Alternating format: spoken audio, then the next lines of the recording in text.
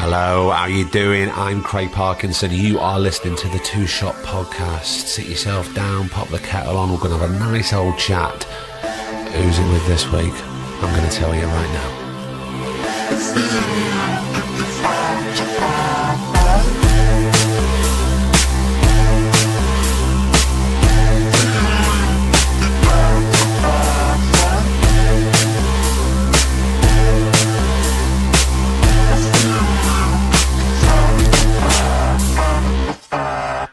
It's episode 18. How you doing? You've had a good week? Been alright? Look, if it's been shit, my thoughts are with you. Because you know what? I ain't had a great week. But I do love Thursdays. I really do, honestly. And I hope you do too. Because this week, it's episode 18. It's Amanda Abbington. And look, the great thing is about doing this podcast, right? I get to sit down with people one-on-one. And whether they're like friends of mine or not, but I get to make it all about them. And like, you can go down the pub or go for a cup of tea or a cup of coffee down Costa or Starbucks, wherever you go. But when do you find the time to do that? To sit down and make it all about the other person? You don't. But on here, that's what we do. And I'm thrilled with the people that come on, and chuffed that Amanda found the time and we could make dates work, even though it was half term and it was difficult for all of us. We did it, and it's fantastic. What else have I got to tell you? Oh my God, the reactions to Michael Balogun last week were overwhelming. Not just from our side, but Michael got in contact with me and couldn't believe the reaction.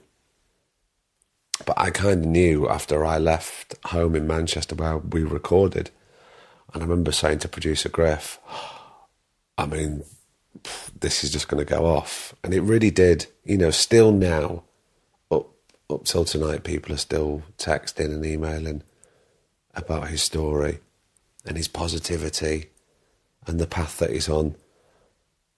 Bless him. He's a lovely, lovely guy. And, thrilled that he felt safe, that he could come on and tell his story on our little podcast. Brilliant. Anyway, enough of my waffling. I'll do a bit more of that at the end. This is episode 18 of the Two Shot Podcast with the brilliant Amanda Abbington. I hope you enjoy. Thank you.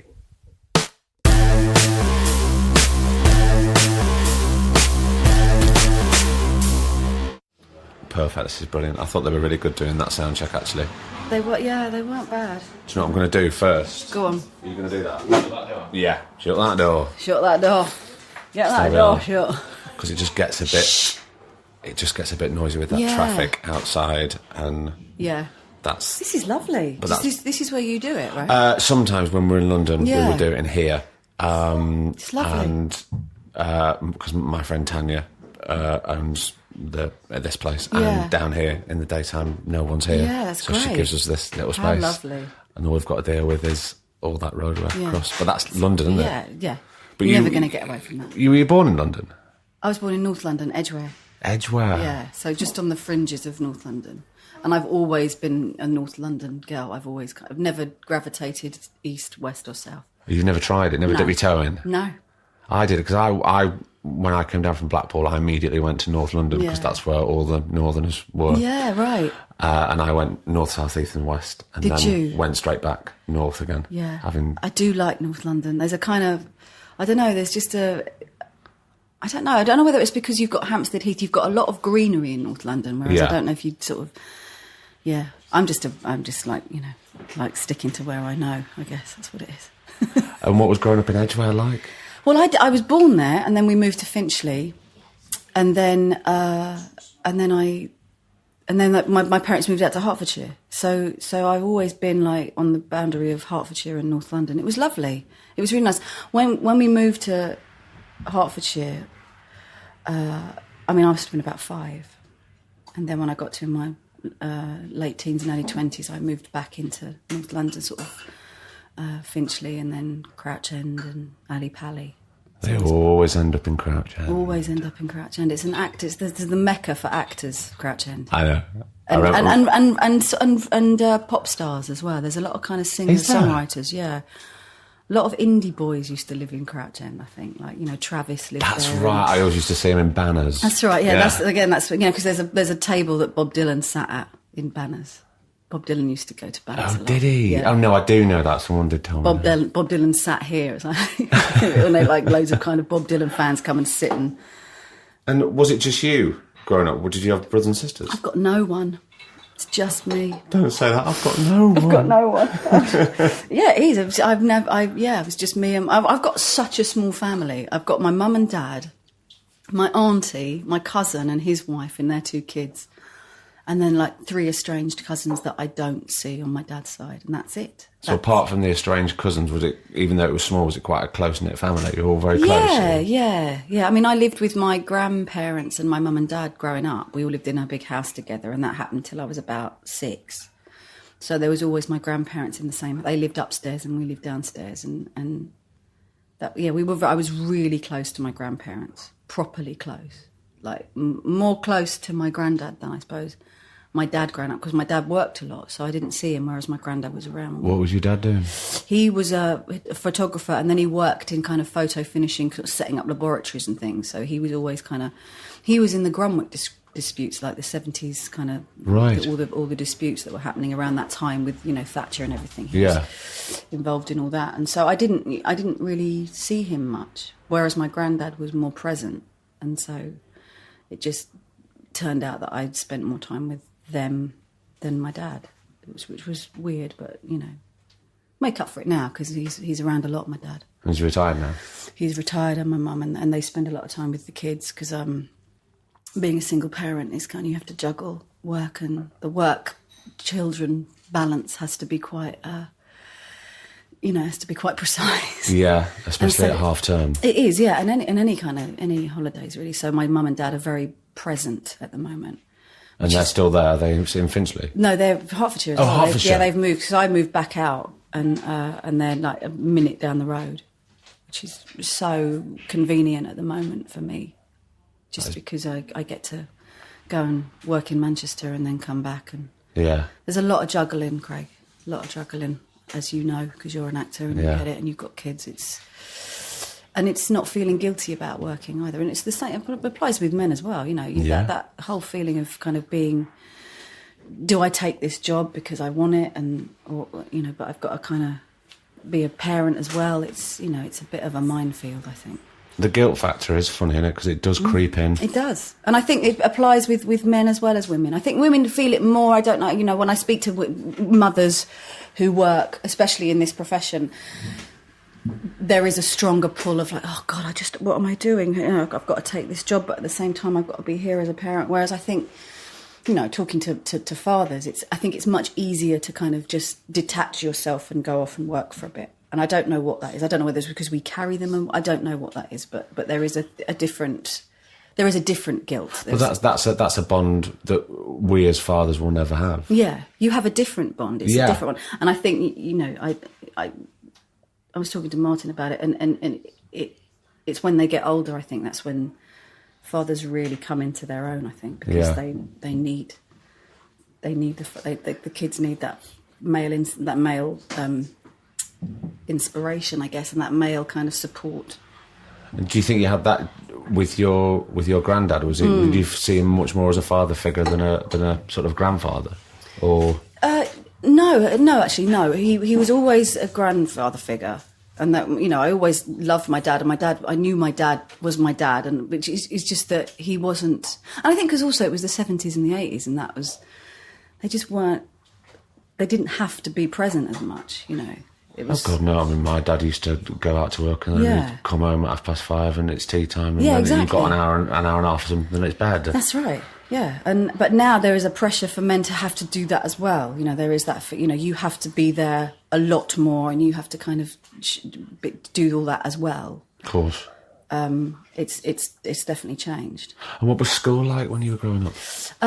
It was okay. I didn't really like school. I was bullied quite a bit as a kid. I had a really bad time at primary school. I didn't have a great time. I hated it, and for about 3 years I was really bullied, and I didn't want to go to school, and didn't tell my mum for a bit. So it was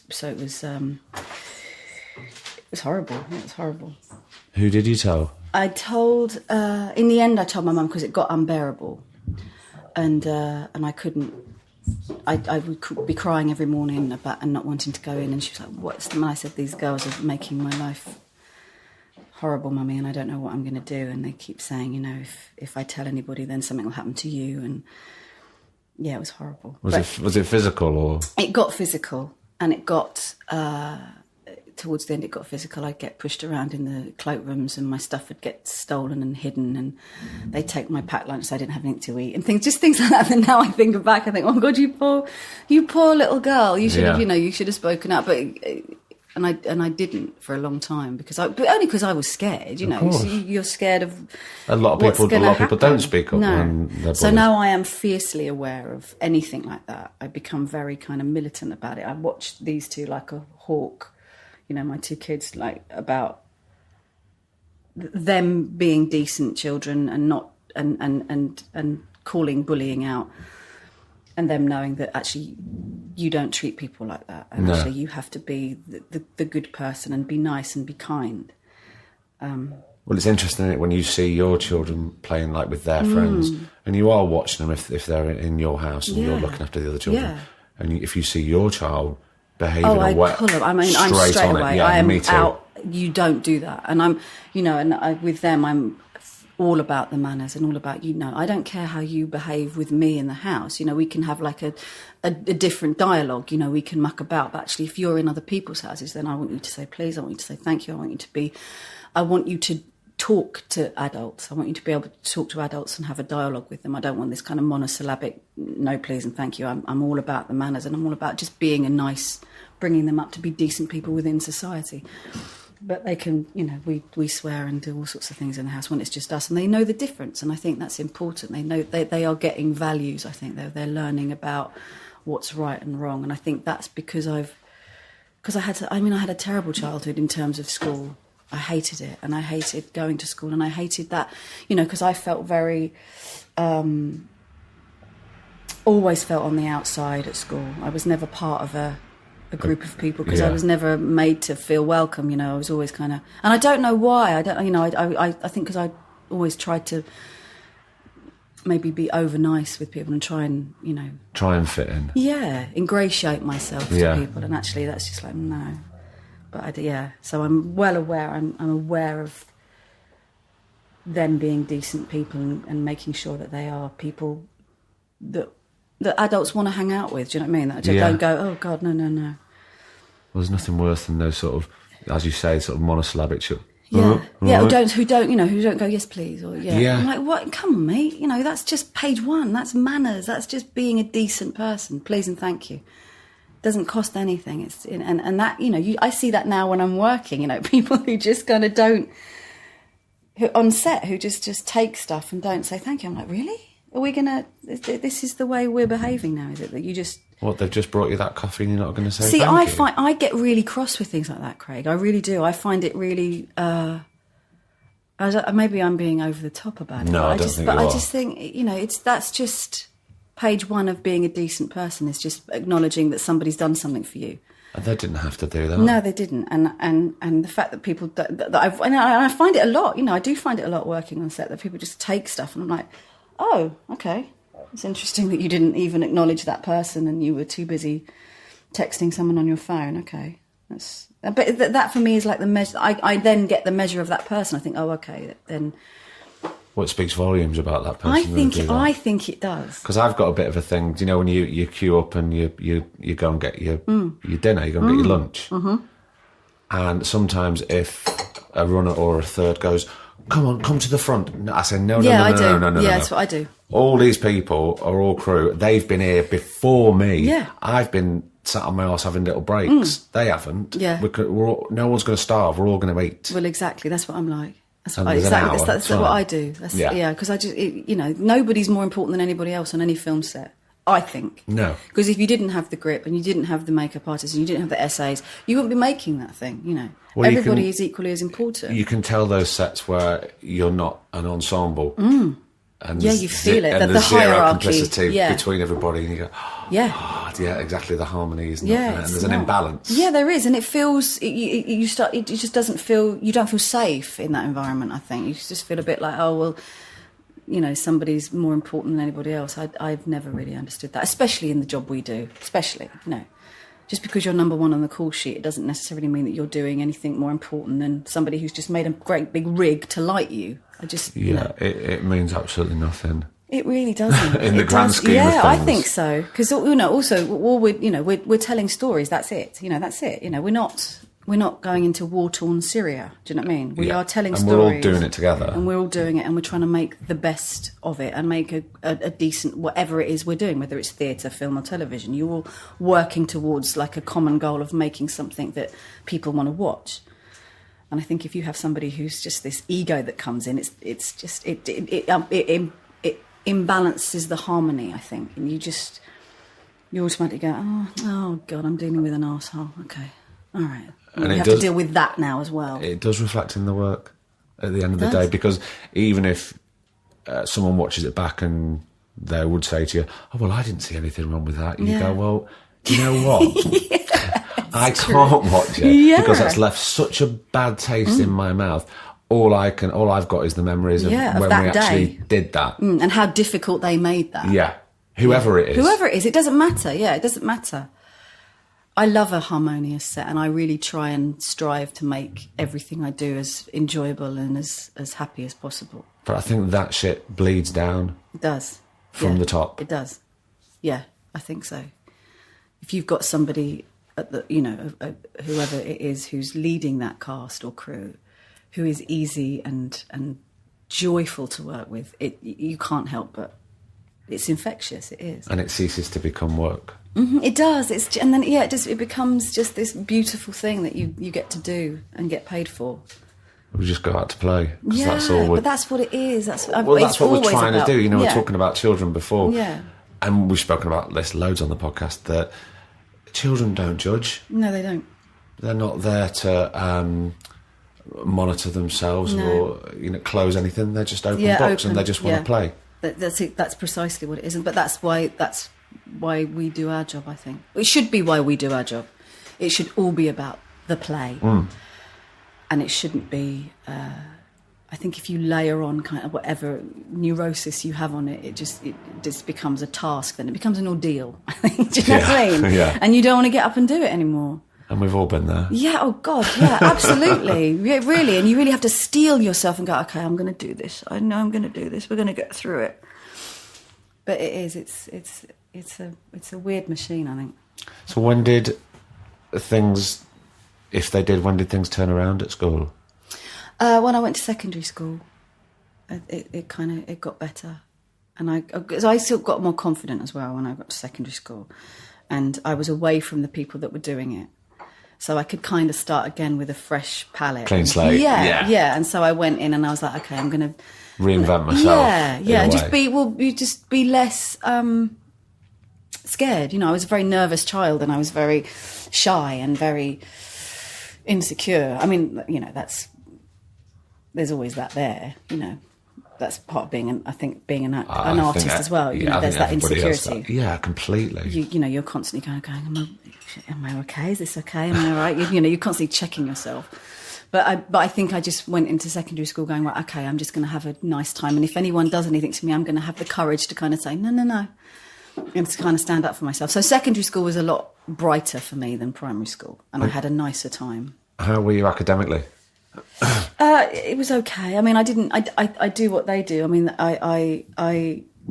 the potential was there apparently, but I just didn't apply myself. So many school reports. Yeah, she's got a very good sense of humour. She likes to make the class laugh, but she needs to apply herself more and be more focused. That was the general thing throughout my whole secondary school. If only they put the effort in for their work than they did making people laugh. Yeah, but that's what it was. That was like just a every single school report was like that, I think, you know. And of course my mum and dad didn't care. They didn't. They were like, it's fine, you know. Because they kind of knew that I wanted to, because at that point I was dancing, I was doing ballet a lot, and I wanted to be a dancer. All through my secondary school, that was what I wanted to do. Was this all extracurricular? Yeah, so I started ballet when I was 5, and loved dancing, and I thought, well, that's what I want to do. And then when I got to 16, when I left school, and I got my GCSEs, you know, I got nice grades. I mean, I didn't really work that hard, but I managed, you know, I passed them and I got some. But I was going to a theatre arts school in Epsom. I'd already got in, so I was like, it doesn't matter, fine, I've got a place there, so it's fine. And this was to do dance? Yeah, purely dance. And then when I got there, I sort of realised I wasn't happy. I didn't enjoy it fully. And I got a very bad... Why do you? Because I realised when I got there that actually I was surrounded by these amazing dancers, like proper. Okay. And I was like, oh, I'm not that good at this. And that's what it felt. I was like, oh no, I'm quite crap at dancing. That's interesting. Okay. But I was doing drama at this place as well. They had little drama classes every week. And the drama teacher was like, this is good. You should think about this. This is what you should do. You shouldn't do the dancing. You should probably knock the dancing on the head and maybe focus on drama, because I think that's where your talent lies, and why don't we pursue that? So... did it take the fun out of dancing for you? It did. I was like, oh. God, that's such a shame, though. Yeah, it is. But also I was upset about it, because I thought I was a good dancer and actually I wasn't. You know, and you suddenly realise, oh, that's what it is. Oh, right, yeah. And I'm actually not that at all. So that's annoyed me slightly. And then I got an injury anyway. I went down into splits and didn't warm up properly and ripped all my groin. So that put paid to it anyway. I mean, that was like whatever. That was the last nail in the coffin of my dance career. Did that put you out of action? Yes, yeah, and what that did is it fueled my pursuit of drama, I think. And I thought, oh, I'm gonna do that now, because there was always, you know, like any. I mean, whenever I speak to actors, they've always, during their youth and their childhood, were kind of making up plays to make their parents watch them, and would tell jokes and do funny voices, and that's like impressions. Absolutely. Yeah. And I'd always done that. And so I thought, well, I can use that. So, and then I auditioned for, because by the time I knew I wanted to do acting, it was too late to audition for places like Lambda and all those, you know, RADA and all that. They'd already shut down. And because I'm quite impatient and won't wait for anything, I thought, well, I'll just audition for this little Hertfordshire Theatre School place, which was up in Hitchin. And it was tiny. And I got in. And how old were you now? I was about 18. And I met this amazing... He was the principal of the drama school called John Gardner, who was this playwright and teacher who he taught drama at Rose Bruford and things like that. And he was such an inspiration. He was my biggest inspiration. He was amazing, and he kind of mentored me throughout my 3 years there. And was just really... very philosophical about acting, and would say, you know, you might not ever work, and you have to prepare yourself for the fact that you'll probably do a lot of theatre and education, and you'll probably make your own work, and it won't come easy, and don't expect to be some overnight sensation. Yeah, and work at it, and be scrappy about it, and don't give up when it feels like at the 11th hour that this is never going to happen. Just don't give up. If you really love it that much, you have to keep doing it and keep doing it and keep doing it. How did you feel when he was telling you that? Well, I kind of knew that anyway. You know in your heart when. Yeah, I suppose if you're honest with yourself, you go, "This ain't going to be I'm walk in the park." Yeah, I'm not going to be Meryl Streep. Or there's a little angel on your shoulder going, you know, there's a little thing here saying, "You're not going to be Meryl Streep." But there's another side saying, "Well, you might." So yeah, you've got, what if? You know, it takes one job. So I had that kind of thing anyway. I mean, you always want to... I defy any actor to go, no, I wouldn't want a BAFTA. It's like, of course you would. Of course you would. You don't do it. You do it because at some point you'd like to have a BAFTA. You want a nice pat on the back. At some point you do. Of course you do. You know, that doesn't drive it, but there is always at the back of your head going, well, no, I'd quite like one of those one day. Awards don't mean nothing. No, but except when you get them, and then you go, oh my God, you know.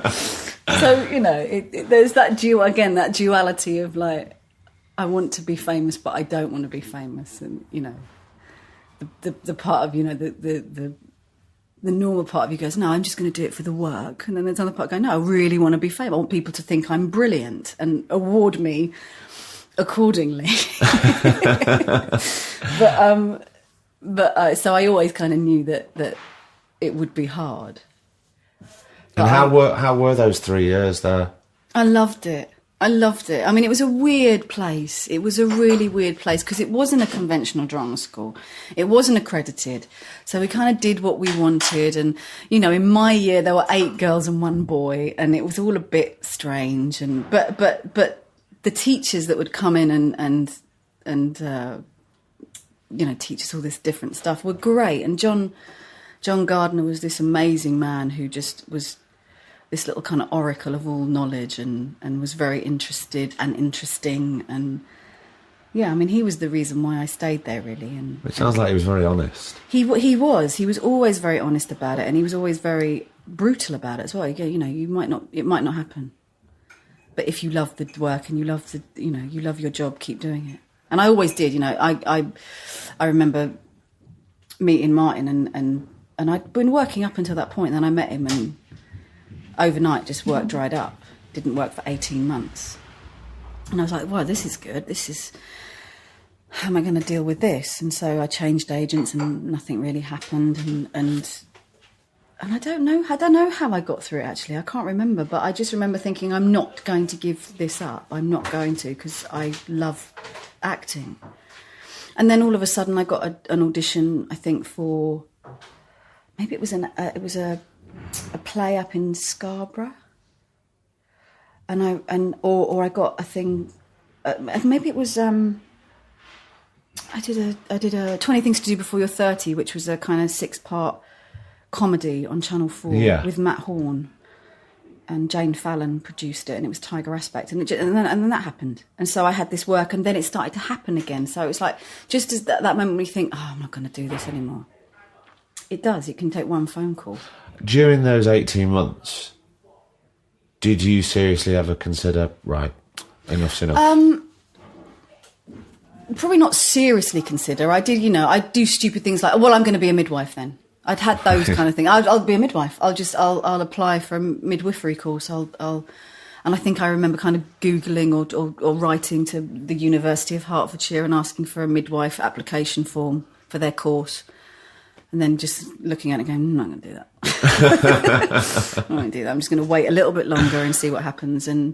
But there is something, it's frustrating. That's what it is. It's because you want to work, and you want to be in a rehearsal room, or you want to be on a TV set, or in a doing a lovely radio play or something, and it just becomes painful. Actually, it hurts because you think, well, I can do this. I have worth. I think I'm a good actor. So why am I not working? Why is everybody else getting those jobs that? And there's nothing you can do about it. You are completely at the mercy of people that pick other people. And it can eat you up, though. It's quite dangerous. You have to develop a really tough exterior and tell yourself that it's not personal, because it's not personal. If you're a good person and if you're a nice person to work with, and if you have a modicum of talent, it's not personal. It's all about taste. Yeah. And it's all about fitting into that, whatever that character breakdown is. And also, you're not the only one that they've turned down. There'll be 7 or 8 other people which took me a while to work out. I'd think, it's just me. They just turned me down. But of course, they see about 9 or 10 people for that part. So 9 other people are doing the same thing I am, of going, oh God, it's me. It's just me. I'm a terrible, And it's not that. It's purely personal. Yeah. It's purely, what they need. It's nothing to do with you or. It's not a reflection. It's not a reflection, no. Or your ability, I don't think.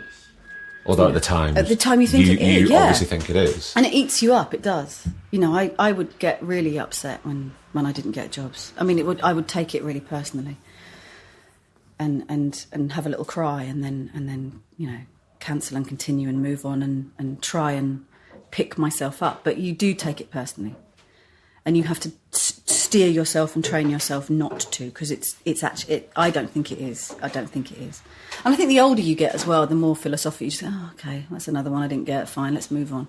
Chalk it up. I think you do, though. I mean, I do. I'm certainly less... It upsets me less when I don't get a job now. I'm like, okay, fair enough.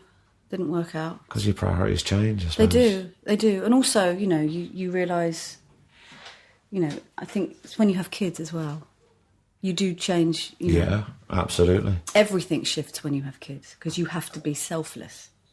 So you can't think about yourself all the time. It can't be it's all about me, because you've got little lives that you have to mould and shape and be responsible for. So that feeling of selfishness takes a back seat in everything, I think, including your work. Because it ceases to become about you. Yeah, I think so. And were your parents supportive? Very, always. Yeah, always. Always. My mum was like, you have to do act, you have to be an actress. That's what you're really good at it, and I have faith in you, and you have to do it, and don't give up, and it'll happen eventually. And keep at it. Yeah, my mum was all about sticking at it. And so was my dad, actually. He's, they're both really proud. It's really lovely. They're both really... And they've never not... they've always been... Keep doing it. Don't give up. I was talking to somebody yesterday about when you're going for an audition. Mm-hmm. And they've started to leave it in the room. Yeah. Yeah. It's quite a hard thing to do, but I think it's a really brilliant thing to do, because otherwise you're carrying it around with you. Yeah. And the weight of it really does drag you down in every sense. It does, Are you good at leaving stuff in the room? I wasn't. I am now. Yeah, I am now. I'm much better at it now. 5-10 years ago, I'd be sitting on the tube going, why didn't I do that? Why didn't I do that? I should have said it like that. Why didn't I do it like that? Rewinding, going back over it. Replaying it all the time. And now I'm like, okay, I did the best I could do. Because I prepare stuff more. I am more likely to read the scripts and work on it more than I did before. But I think that's part of the business that's changed as well. The preparation has become, I think, much more like America. Yeah, where which I'm not keen on. Everything has to be off book. That annoys me. I have to say that annoys me. The thing is, I went into an audition not that long ago, actually, and they said prepare, and I always do. And I caught the director out my peripheral, not even looking at me, just looking at the script. So I went, oh, what is this, a sort of line learning contest? Yeah. And then she had the audacity to say to me at the end, it's fantastic, really humanised that. Wow. And I felt like, you didn't even fucking look at me. Wow. You didn't even... Did she not? She didn't even look. And I'm not saying that people have to fawn over you, but at least let's work on this together. At least look. But watch you. At least look at what I'm doing. Yes, exactly. Yeah. And not look at me, but just... But engage. Look. Engage. At least engage in the room. Yeah. In the room. Be present in the room. I'm here. Yeah. I've turned up and I've learnt this shit for you. And I don't have to, because I haven't got the fucking job yet. That's the thing that really... That sticks in my craw, is that you're expecting me to learn 14 pages of dialogue. And I haven't even got the job yet. And it's like, that's a lot of my time that I have to take up on the off chance that I might get this job. Now, I'd rather go in with a sense of the piece and be confident, because also you're finding your lines, you're thinking about your lines as opposed to performing it. Yeah. Whereas if you know it and you can be doing this, you can play with it more. And then if I get the job, I'll learn anything you want. I will learn anything you want. But actually, I don't want to be nervous about forgetting lines that I've learned on camera for you. I'd rather have it in my hand, and then we can play, and you can direct me, and we can... Do you know what I mean? Absolutely. I just think it's I don't, because auditions are nervous they're nerve-wracking enough as it is. I mean, you're going into a room blind with people that you probably haven't met before, and you're trying to get a job, and it's nerve-wracking. The fact that you've had to learn 14 pages of dialogue and remember that, and try and find a character, and work with people that, casting directors, and I just find it's too much pressure for, it's too much pressure for an actor, but I just think, No, give them a break. Just give actors a little break and let them have the script in their hand and not be totally off book. But do you feel it has changed? That has been a shift, especially in the last 2 years. Yeah, I feel. Yeah, be off book, really. Well, and of course, the indignant side of me goes, no. No, I'm not going to do that. No, fuck you. No, I'm going to go in with the pages and say I've had a really busy day and I've tried to learn it, but actually I've had to do all this as well. I get really scrappy about it, which I shouldn't, but I do. Because I just think, no, you can't expect me to do that. And of course, they do. They do, because it's the way of it's the nature of the beast and how it's changing, and it's unfortunate because it just. I had a friend who she's an actress, and she's got 2 kids and she's a single parent, and it was like 7 o'clock at night, and her agent rang and said, listen, darling, you've got this amazing job's just come through for tomorrow morning at 10 o'clock. And it was like 20 pages of dialogue with big monologues. And she was like, well, what do you expect? And she said, well, you need to be as off book as possible. It's like, I mean... How do you expect me to go in and do a half decent job? Yeah, because something has to be sacrificed, and it'll be your performance if you're trying to find the lines. Yeah. It always is. It always is. I know somebody, and I won't say who it is, didn't get a job not so long ago. And the reason for not getting the job was they weren't off book. Which I found... Oh, no. You see, but that. You see, that just makes me... cross. Yeah. Because then it's not about the job. It's about. There were other people who were completely off book. So, but that's so. What was that, Mother? Yeah. Did you do a good performance? Yeah, you probably did. They probably did an amazing performance. But yeah, you didn't learn it. Sorry. Right. Okay. Yeah. So what is it now? It's not about the work, thing. is it? Yeah. It's about your ability to be off book in less than 24 hours. It's a different thing. It makes me cross. It just really does. It makes me cross. But it's, as I say, we have to do it, I guess. Do you, in the downtime and the sort of dark periods, do you keep creative? Or do you shelve that and focus on other things? Yeah, I do. I shelve it. I shelve it now. I mean, I'll read, I'll read plays and things and go to the theatre. But I don't focus on... Yeah, I don't go to classes, and I don't, keep my oar in. I don't do that. I kind of just, I do the family stuff and do that. The important stuff. Yeah, the relevant stuff. Yeah. And then, because then I find, when you go back to acting, when you go back to it, you can come back to it fresh, and you always come back to it with a slightly different. I come back to it with a slightly different outlook, or because.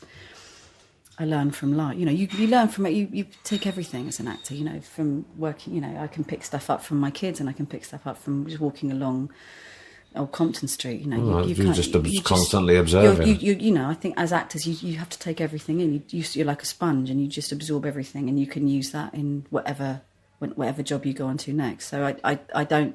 It doesn't. It's not all consuming. I love my job, and I would never do anything else. And if I couldn't do it again, it would break my heart. But it doesn't rule my life. Do you think that's something that has come with time? Yes. Because when we were talking earlier, when you were starting out, you're very impatient and you kind of want it. Now things have mellowed a bit. I think so. Yeah, and I think that's also at the moment I'm in a nice position where people go, oh, it's you, oh, we like you, we'll have you in. And that's the shift has changed. So there's not this you need to know who I am kind of thing, because people go, oh, Amanda, no, yeah, we like her, or we don't like her, or do you know what I mean? So there's there's been a shift in my I don't need to pursue it as much. Or show you who I am, and what I can do. Because people sort of know now. They go, oh yeah, no, we know her. She's done that, and that, which is great, and we love her. So. Or we don't, And either way, if they don't, that's great, because it's great. We shouldn't be working together. Yes, exactly. Yeah. So there isn't that need to be. It's me, In this country, I mean, I don't, I think in America they go, who? What? Nah. I'm not really an American commodity. Well, for a lot of us, that's just like starting again. Yeah, and I don't have any interest in that, I don't think. I mean, if I like working here. I love working in England. I really do. I think we make really good stuff, and I just love our work ethic as well. We have a really good work ethic. Yeah. It's great. I'm working with Michael C. Hall at the moment, and he's saying, you have a really good balance of, like in America, they'll just work and work and work until it's done, till 4 a.m, whereas here we finish at 7 and that's it. And then you go home and and he loves the way we work here. He thinks it's really inspiring and interesting and healthy. It's healthy. We have a healthy way of working here. I think so. I love it. I love it. Amanda, that was so lovely. Thanks so much. Oh, thanks for having me. Well, there we go. How brilliant was that? She's just ace. Just dead honest and tells it like it is. And I love spending time with her. And I hope you enjoyed it too. Thank you so much for subscribing. And a massive thank you to you, right? I don't know if you know, but in The Observer last week, they've got a section, a new review section. It's an arts section. They had a special. It was about the podcasts of 2017. They had a top 10, right? Who was in the top 10? The Two Shot Podcast was in the top 10, right? And that is all thanks to you, because you hit subscribe and you rate and review us and you give us 5 stars. I mean, honestly, I'm flabbergasted. And I know producer Griff is really chuffed to bits, and we're a bit taken aback, to be honest. We started this at the beginning of the year, just a couple of guys. We did it all from our own pocket. And the fact it's connecting with you all means a really big deal. And also the calibre of people that come on the podcast. Yeah, it's just incredible. Long may it continue. And it will. And next week, episode 19, and I'm not going to tell you who it is. You'll find out, because you're going to follow us. We're at 2shotpod on Twitter, Facebook, Instagram. If you want to drop us an email, let us know what you think of the show. We love hearing those too. I've got to do that. I've got to do a big list of reading those emails out, and I will, I promise, before the year is out. It is 2shotpod@gmail.com. Until next week, take care, keep warm wherever you are. If you're somewhere hot, keep cool. I've been Craig Parkinson. He's been producer Griff, and this has been the Two Shot Podcast. Have a good week. The Two Shot Podcast is presented by me, Craig Parkinson, recorded and produced by Thomas Griffin for Splicing Block. Our brilliant music is courtesy of Then Thickens.